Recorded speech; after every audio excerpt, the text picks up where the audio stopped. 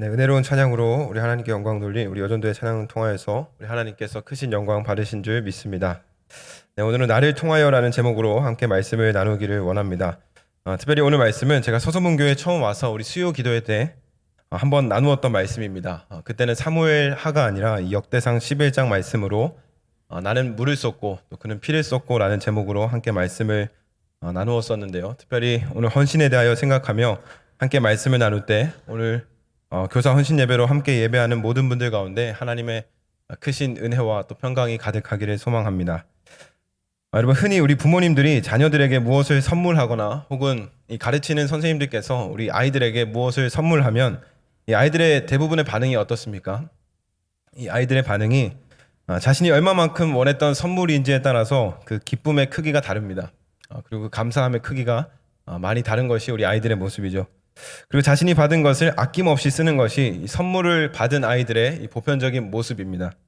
반면에 어린 자녀들이 부모님이나 혹은 나를 가르쳐준 선생님들에게 용돈을 모아서 무엇을 선물하면 어떻습니까?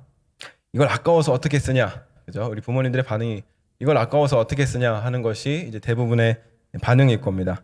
이 받은 선물이 무엇인지, 얼마나 원했던 선물인지 뭐 그런 것과 하나도 상관없이 그 필요와 상관없이 무조건 기뻐하고 이 귀하게 여기는 것이 우리 부모님들과 또 우리 가르치시는 선생님들의 반응이죠. 부모님들은 당신들도 피 같은 노력으로 이 자녀들을 키우면서 이 막상 아이들이 무엇을 선물하면 거기에 대해서는 이 피 같은 용돈을 모아서 이 피 같은 선물을 내가 어떻게 쓰냐라고 하면서 아이들에게 이야기하기도 합니다. 선생님들도 자기들이 피 같은 열정으로 아이들을 가르치시면서 막상 아이들이 주는 선물에 대해서는 이 피 같은 선물을 어떻게 받냐고 이야기들을 하시죠. 특별히 우리 교회 학교 교사 선생님들은 어떻습니까? 이 본인들의 피 같은 시간을 쏟고 때론 또 본인들의 물질을 아낌없이 쏟고 헌신하면서 이 아이들의 작은 선물에 감동하는 것이 우리 교회 학교 또 선생님들의 모습입니다. 특별히 중고등부 선생님들은 이 아이들에게 연락을 했을 때 아이들이 이 네라고 이렇게 답장만 해줘도 이렇게 얼마나 크게 기쁜지 모릅니다. 중고등부 사역을 하다 보면 아이들에게 연락을 해도요, 아이들이 한 2, 3일 정도는 답장이 없습니다. 그러다가 한 2, 3일 뒤에 저도 이제 까먹고 있을 때 아이들이 문득 네라고 이렇게 대답하는 경우가 있습니다. 그러면 그렇게 답장이 오면 그것만으로 그때만큼은 정말 세상 기쁘고 또 큰 보람을 느끼기도 합니다.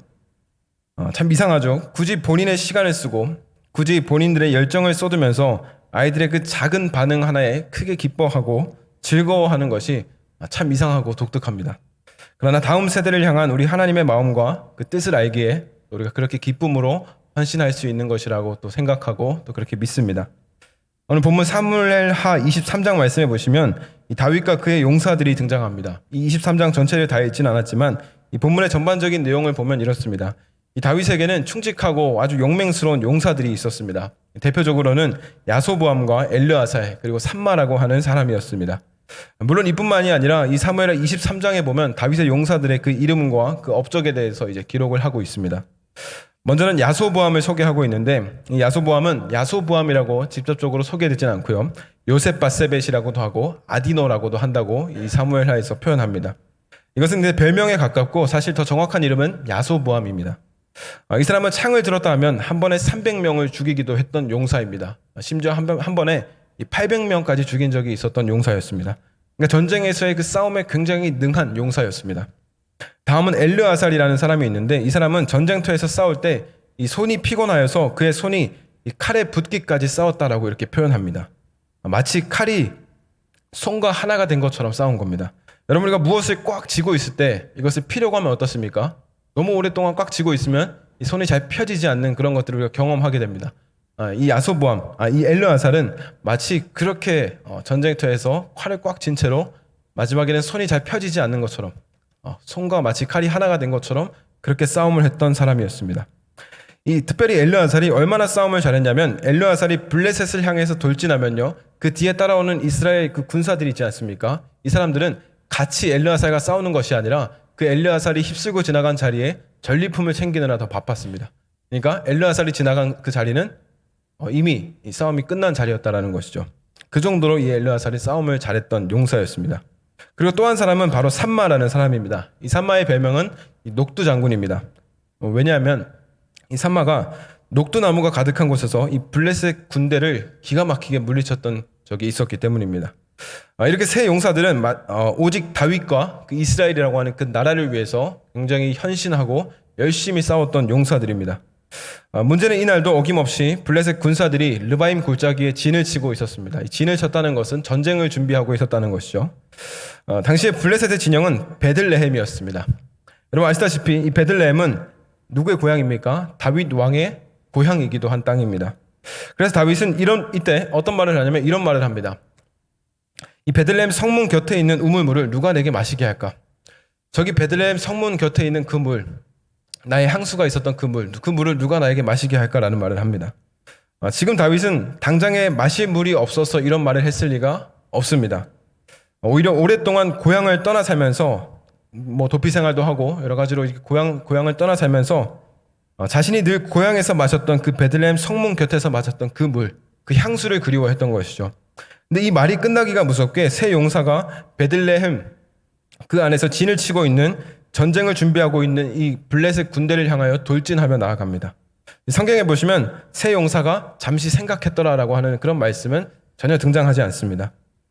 저 같으면 차라리 이 다윗 왕을 설득했을 것 같습니다.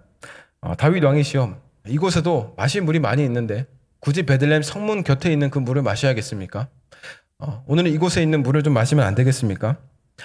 설령 저 물을 가지러 간다고 하더라도 그곳에서 진을 치고 있는 그 블레셋 군대와 싸움이 일어날 텐데 그럼 왕이 소중하게 여기는 용사들을 몇 명 잃을 수도 있습니다 라고 하면서 오히려 다윗 왕을 설득했을 겁니다. 잠시 생각해보면 굳이 물을 가지러 무리하게 싸우러 가지 않아도 될 그런 문제였습니다. 여러분이라면 어떻게 하겠습니까? 이 사랑하는 다윗 왕을 위해서 여러분 목숨을 걸고 물을 가지러 혹시 가보시겠습니까? 선뜻 용기를 낸다는 것이 마냥 쉽지만은 않습니다. 그런데 다윗과 함께 했던 이 용사들은 그런 게 전혀 없었습니다. 이 계산이라고 하는 것이 없었습니다. 다윗이 그냥 한번 뱉은 말이었는데 뒤도 돌아보지 않고 블레셋을 향하여 나아갑니다. 근데 여러분 이것만 보아도 다윗의 용사들이 얼마나 다윗을 사랑하고 또 다윗을 신뢰했는지 우리가 알 수 있습니다. 그리고 다윗 또한 참 따뜻한 사람이었다는 것을 그 용사들의 모습을 통해서 또 우리가 한 번 더 생각할 수 있습니다. 여러분 사무엘상 22장에 보시면 다윗이 사울을 피해 아둘람 굴이라는 곳으로 도망간 적이 있었습니다. 그때 그곳에 다윗에게로 모여들었던 400명의 사람들이 있었는데 성경은 그 400명이 누구였냐면 환난당한 자 그리고 빚진 자 마음이 원통한 자만 400명이 모였다라고 말씀합니다. 여러분 자신의 부를 자랑하는 사람, 자신의 힘을 자랑하는 사람 이런 사람은 다윗에게 모여들지 않았습니다. 다윗에게로 모여든 사람들은 오로지 환난당한 자 그리고 마음이 원통한 자들만 모여 있었습니다. 그런데 그런 자들만 모여 있다는 것은 이 다윗이라고 하는 사람이 얼마나 백성들을 사랑으로 위로할 줄 아는 그런 따뜻한 왕이었다는 것을 우리가 생각할 수 있다는 것이죠. 결국 다윗의 말 한마디에 용사들은 블레셋 군대를 뚫고 이 베들레헴 성문 곁에 있는 물을 가지고 다윗에게로 왔습니다. 근데 다윗은 그 물을 어떻게 했습니까? 이야, 옛날 생각난다 하면서 다윗이 그것을 벌컥벌컥 마셨습니까? 다윗이 그렇게 하지 않았습니다. 이 물을 그냥 바닥에 이제 쏟아버립니다. 여러분 이게 지금 무슨 짓입니까? 용사들이 자신의 목숨도 돌보지 않고 블레셋 진영을 뚫고 가서 베들레헴 성문 곁에서 떠온 물입니다. 다윗이 이걸 마시지 않고 그냥 바닥에 쏟아버렸습니다. 어떻게 이럴 수 있냐는 것이죠. 어떻게 그 용사들의 수고를 헛되게 할 수 있냐는 겁니다. 근데 여러분 다윗의 마음은 결코 그렇지 않았습니다. 자기가 베들레헴 성문 곁에 있는 물을 마시고 싶다는 그 한마디에 자신의 목숨도 돌아보지 않고 블레셋 진영을 뚫고 그 물을 가지고 온 용사들을 생각하면 도저히 이 물을 마실 수가 없는 겁니다. 왜냐하면 그 물은 용사들의 피와 같은 물이기 때문입니다. 다시 말해서 이것은 더 이상 물이 아니라 용사들의 피와 같다라는 것이죠. 그래서 다윗은 이 물을 하나님께 부어드립니다. 그래서 이렇게 하나님께 고백하면서 역대상 11장에 보시면 이렇게 하나님께 고백하며 드립니다. 하나님, 저는 이 물을 마실 수가 없습니다. 자기들의 생명도 돌아보지 않고 가져온 그들의 피와 같은 물이라서 저는 마실 수 없습니다. 하나님, 이것은 용사들의 피입니다 라고 이렇게 고백합니다. 여러분, 율법에서 피는 생명, 곧 하나님의 것이라고 이야기하는 것을 잘 알고 계실 겁니다. 그래서 다윗은 이 물이 용사들의 피와 같기 때문에 이것을 마시지 못하고 하나님께 부어드린다는 것이죠. 그렇게 다윗이 피와 같은 물을 쏟음으로 결정적으로 여러분 얻게 된 것이 하나 있습니다. 무엇입니까? 바로 그 용사들과의 관계를 얻게 되었습니다. 이것은 물을 마시고 얻는 그 관계와는 비교할 수가 없는 그런 관계입니다. 그런 친밀한 관계입니다. 다윗은 물을 쏟음으로 백성들과의 관계를 얻었습니다. 여러분 이것이 중요합니다. 세 용사들과 백성들은 다윗이 이 물을 여호와께 드리는 것을 보면서 쏟아 드리는 것을 보면서 그를 더욱더 왕으로 인정하고요. 신뢰하게 되었습니다. 이때 어느 누구도 야 다윗 봐라 우리가 기껏 목숨 걸고 가져왔는데 그걸 그냥 쏟아버리네 이렇게 말하는 사람은 단 한 사람도 없었습니다. 이 순간만큼은 그들이 서로가 서로에게 감동하는 그런 순간이었습니다. 이렇게 다윗은 물을 쏟고 관계를 얻습니다. 근데 그 물은 단순한 물이 아니라 용사들의 피와 같은 물이었다는 것이죠. 여러분 구약시대 하나님께 나아가기 위해서 여러분 어떻게 해야 했는지 기억하십니까? 하나님께 나아가기 위해서는 살아있는 그 동물의 피, 제사를 드려야 했습니다. 자신의 죄사함을 위해서 피 흘림이 있어야 했다는 것이죠. 그래서 사람들은 희생 제물을 필요로 했고 문제는 이것이 이례적인 것이기 때문에 이례적인 제사이기 때문에 시간이 지나면 또 다른 희생 제물을 필요로 했습니다. 근데 여러분 이 모든 것을 단번에 해결하신 분이 있습니다. 바로 예수 그리스도입니다. 예수님은 십자가에서 우리를 위해서 모든 물과 모든 피를 쏟으심으로 하나님과 우리의 그 사이 막혀진 그 담과 같은 그 사이를 예수님께서는 화평케 하셨습니다. 그래서 예수님의 은혜로 우리는 하나님과의 친밀한 관계를 얻게 되었죠. 그래서 우리에게 주신 것은 하나님의 자녀된 권세와 독생자 예수 그리스도의 이름이었습니다. 그래서 우리는 어떤 어려움 속에서도 하나님의 자녀된 권세로 우리가 살아갈 수 있으며 예수 그리스도의 이름 하나면 우리가 자답게서도 언제든지 하나님 앞에 나아가서 기도할 수 있게 되었다는 것이죠. 그래서 우리는 하나님 앞으로 나아갈 수 있는 세상에서 가장 은혜로운 한 문장을 하나님께 우리가 선물로 받았습니다. 우리가 기도가 마칠 때마다 하나님께 드리는 예수 그리스도의 이름으로 기도합니다 라고 하는 이 한 문장을 우리가 예수 그리스도의 희생을 통하여서 우리가 받게 되었다는 것이죠. 여러분 이 한 문장에 세상의 모든 막힌 담을 풀어내시는 하나님의 놀라운 지혜가 있습니다. 그렇다면 예수님께서는 왜 이렇게까지 하셨냐는 겁니다. 우리를 위해서 꼭 그렇게까지 예수님께서 할 필요가 있는 분이었냐는 것이죠. 근데 이유는 하나입니다. 그냥 사랑하시기 때문에 저와 여러분들을 사랑하시기 때문에 하나님과의 관계, 하나님과 우리와의 관계를 화목케 하시려고 예수님께서 그렇게 하셨습니다. 예수님께서 우리와의 관계를 회복시키려고 모든 물과 피를 흘리셨다는 것은 저와 여러분들을 죽기까지 사랑하겠다는 의미를 담고 있습니다. 여러분 다윗이 왜 물을 쏟았습니까? 자신의 용사들을 사랑하기 때문입니다. 자신의 용사들과 백성들을 그들과 더불어 친밀한 관계를 얻기 위함이었습니다. 그들을 사랑하기 때문에 오히려 그 물을 마시지 않고 이것을 하나님께 부어드린 것이죠. 저와 여러분이 이 자리에 있기까지 우리를 위해서, 저와 여러분들을 위해서 예수님처럼 모든 물과 피를 쏟은 한 존재가 있습니다. 바로 우리들의 이제 어머니이죠. 이곳에 어머니의 뱃속에서 나지 않은 사람은 한 사람도 없습니다. 연로하신 분들도 다들 어머니의 뱃속에서 우리가 나게 되었죠. 이 엄마라는 존재는 이 자식을 낳기까지 이 양수가 터져서 나오는 그런 고통, 물을 쏟고 많은 피를 흘려서 그 빈혈로 인한 어지러움을 감당하셔야만 합니다. 그 고통을 감내하고 해산의 고통을 감당해야만 자신과 세상에서 가장 닮은 그 귀한 존재를 만나볼 수 있습니다. 근데 왜 그런 고통을 감수하면서까지 자식을 낳습니까? 사랑하기 때문이죠. 세상에서 가장 자신을 닮은 존재이기 때문일 겁니다. 우리가 누군가의 마음을 얻기 위해 혹은 어떤 관계를 얻기 위해서 요구되는 것이 있습니다. 계속해서 말씀드리고 있는 것이 바로 희생입니다. 모든 사람들은 자신을 희생함으로 관계를 얻습니다. 여러분 남자라는 존재는 자신이 정말 사랑하는 사람을 만나면 자신을 죽기까지 희생시키는 참 독특한 존재입니다. 근데 그땐 희생인 줄도 모릅니다. 온몸에 도파민이 나오면서 이 집에 데려다 주고요. 좋아하는 걸 사주고요. 그리고 시간을 아낌없이 씁니다. 자기 시간이 부족한 줄도 모르고 그 사랑하는 사람을 위해서 아낌없이 시간을 씁니다. 자신이 희생되지만 그래도 그게 좋은 겁니다. 그렇게 함으로 자신이 사랑하는 사람과의 더 친밀한 관계를 얻을 수 있다면 그게 아깝지 않은 것이죠. 예수님도 마찬가지입니다. 예수님은 억지로 희생한 것이 아닙니다. 그게 좋은 겁니다. 그 희생으로 우리와의 관계를 얻을 수 있다면, 그래서 우리가 그를 따르는 어린 양이 된다면 예수님은 그게 좋은 겁니다. 그렇다고 우리가 예수님의 희생을 우리가 결코 당연하게 생각해서는 안 됩니다. 왜냐하면 우리는 어떤 자격이 있어서 마땅히 사랑받는 것이 결코 아니기 때문입니다. 여기 어느 누구도 자격이 있어서 예수님께 사랑받는 사람은 한 사람도 없습니다. 그저 하나님의 은혜로 우리가 사랑을 입은 것이죠. 그래서 여기 계신 선생님들께서도 예수님께로부터 거저받은 사랑과 그 희생을 다음 세대에 흘려보내서 흘려가도록 희생과 사랑을 쏟아주는 것 아니겠습니까? 저와 여러분이 하나님을 위해 또 이웃을 위해 쏟을 수 있는 것, 그게 무엇이겠습니까? 예수님께서 가장 큰 계명에 대해서 이렇게 말씀하셨습니다. 하나님을 사랑하는 것이고 두 번째는 이웃을 사랑하는 것이라고 예수님께서 말씀하셨습니다. 여러분, 우리가 하나님을 사랑하고 이웃을 사랑하기 위해 쏟아야 할 것이 무엇입니까? 먼저 우리가 하나님께 쏟아야 할 것이 무엇인지 한번 생각해 봅시다. 하나님께 여러분 우리의 주머니를 쏟아내면 하나님께서 기뻐하실까요? 아니면 우리의 헌신을 쏟으면 하나님께서 우리의 그 헌신을 통하여서 하나님께서 기뻐하실까요? 물론 하나님께서 기뻐하실 수도 있고 아닐 수도 있습니다. 왜냐하면 이 마음이 중요하기 때문이죠. 우리는 언제나 이 중심이 중요합니다. 하나님께서 여러분 힘이 없어서 우리의 도움을 필요로 하실까요? 그렇지 않습니다. 사실 이 질문은 우리가 처음부터 하나님을 위해서 아무것도 할 수 없다는 것을 역설합니다. 요한복음 6장에 보시면 무리들이 예수님께 몰려와서 이런 질문을 합니다. 선생님, 우리가 하나님을 위해서 무엇을 해야 합니까?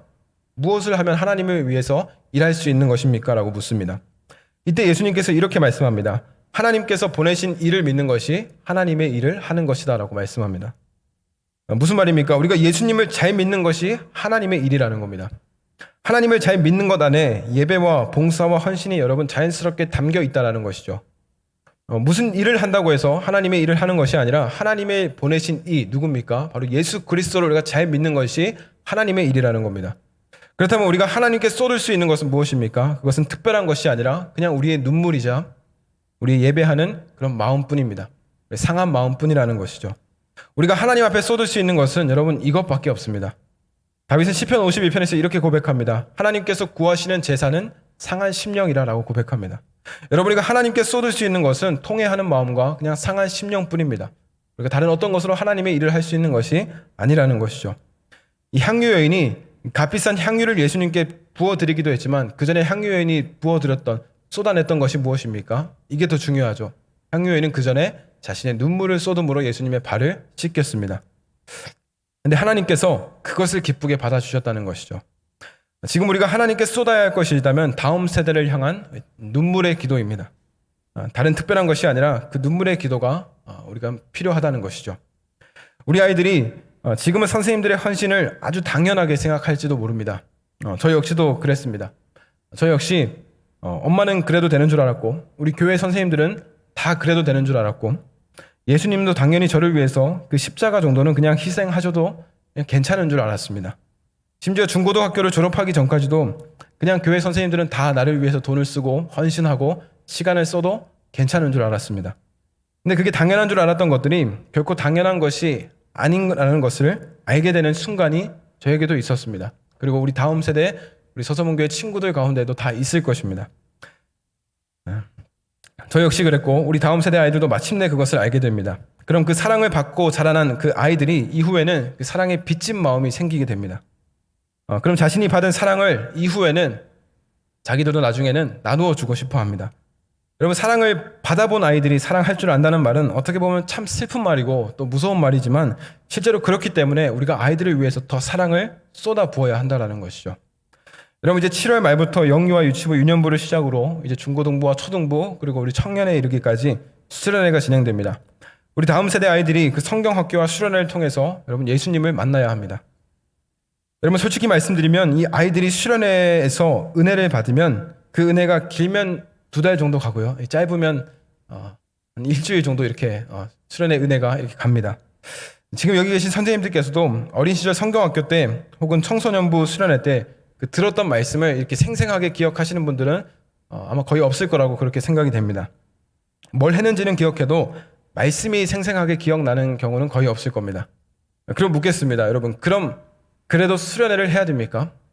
그래도 성경학교를 해야 되는 것입니까? 어차피 길어야 2달이고 짧으면 일주일밖에 안 가는 그 성경학교와 수련회 여러분 해야 되는 겁니까? 해야 되는 겁니다. 여러분, 단 일주일이라도 하나님의 은혜가 우리 아이들의 삶에 가득 임하게 된다면 단 하루라 할지라도 아이들이 예수님을 깊이 체험할 수 있다면 여러분 성경학교와 수련회 당연히 해야 됩니다. 왜냐하면 우리가 받은 은혜는 여러분 우리가 머리로 기억되는 것이 아니라 영적으로 그 마음속 깊은 심령 가운데 아이들 가운데 기억되고 있기 때문입니다. 여러분, 억지로 기억하게 할 필요도 없습니다. 영적인 일은 영적인 것으로 분별된다고 성경에서 말씀하듯이 영적인 기억은 영적으로 기억될 것입니다. 그래서 여기 계신 선생님들과 또 성경학교와 수련회를 준비하는 우리 전사님들은 그 영적인 은혜와 뜨거운 은혜를 단 한 번만이라도 아이들 가운데 정말 깊이 있게 한번 체험시켜 주려고 성경학교와 수련회는 여러분 해야 한다는 것이죠. 우리는 그냥 다 쏟아내면 되는 것입니다. 그러면 잘하게 하시는 분은 누구라고 말씀합니까? 성경은 잘하게 하시는 분이 예수 그리스도라고 말씀합니다. 우리가 쏟아부으면 그리스도께서 잘하게 하신다는 것이죠. 이제 오늘 말씀의 결론은 한 편의 이제 시로 맺으려고 합니다. 이 시는 제가 이미 한번 여러분들에게 소개시켜 드린 적이 있는 시입니다. 2017년에 이 본문의 말씀을 읽으면서 제가 기록한 시인데, 시의 제목은 나는 물을 쏟고 그는 피를 쏟고라는 시입니다. 이 시는 제가 이 본문 말씀을 읽으면서 기록했던 시입니다. 아마 오늘 이 말씀, 전해진 말씀의 그 모든 내용들이 잘 함축되어 있을 거라고 그렇게 생각됩니다. 제가 시를 한번 읽도록 하겠습니다. 제목, 나는 물을 쏟고 그는 피를 쏟고. 하나님이여, 나의 어머니가 나의 생명을 얻기 위해 자신의 모든 양수를 쏟았습니다. 나의 하나님이여, 다윗은 자신의 용사들과의 관계를 얻기 위해 모든 물을 쏟았습니다. 우리 하나님이여, 당신은 독생자 예수 그리스도를 우리에게 보내주셔서 그리스도는 우리를 위해 모든 물과 피를 쏟았습니다. 그때 당신은 어떤 마음이셨습니까? 나의 사랑, 나의 하나님이여, 제가 당신을 위해 쏟을 수 있는 것은 아무것도 없습니다. 오래전 한 여인이 당신의 머리에, 당신의 발에 쏟아드렸던 향유도 제게는 없습니다. 그렇기에 나는 당신 앞에 더욱 눈물을 쏟겠습니다. 나의 상한 마음과 통회하는 심령을 쏟겠습니다. 이웃을 위하여서는 나의 사랑을 쏟겠습니다. 주께서 맡기신 양들을 위해서 나를 쏟겠습니다. 복음을 듣지 못한 사람을 위해 피와 땀을 쏟겠습니다. 여전히 소외당하여 눈물 흘리는 자들을 위해 나를 쏟아내겠습니다. 나는 물을 쏟고 주님은 피를 쏟고. 네, 이런 시입니다. 여러분, 예수님은 우리를 위해서 모든 물과 피를 흘리셨습니다. 그래서 우리는 그 피를 그냥 피라고 하지 않고 보배로운 피, 능력 있는 피, 그래서 보혈이라고 이야기합니다. 우리의 육체도 물과 피가 없으면 여러분 살아갈 수가 없는 존재입니다. 그래서 우리는 생수의 강이신 예수 그리스도의 말씀과 생명의 주인이신 그 예수 그리스도의 보혈을 의지하면서 우리가 살아야 합니다. 예수님은 하나님과 우리와의 관계를 회복시키기 위해서 모든 물과 피를 흘리셨습니다. 다윗은 자신의 용사들과의 관계를 얻기 위해서 용사들이 가져온 그 물을 하나님께 모두 쏟아 부었습니다.